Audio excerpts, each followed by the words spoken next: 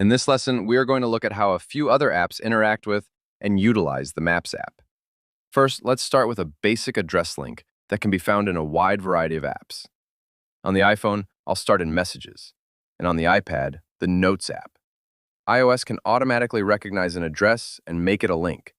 Tap on it, and that location is opened up in Maps.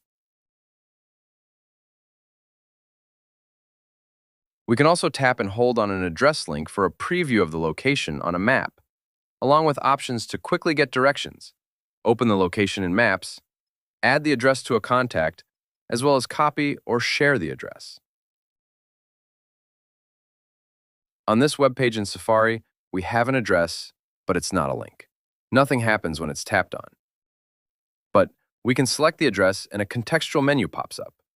Expand it, and we have an Open in Maps option. Finally, we have a really useful road trip app here called GasBuddy, which lists the best gas prices in your area or on a map. When a station is selected, we have a direction button that will jump us into the Maps app and give us the fastest route to that station. We can even use GasBuddy to add a stop on a current route, so I'll get directions to Baker City and start the route. Starting route to Baker City.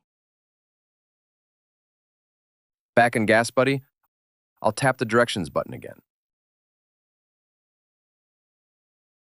This time, we get the option to add that as a stop along our route.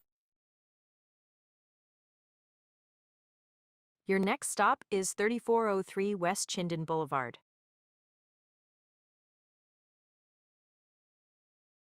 At the next stop sign, turn right.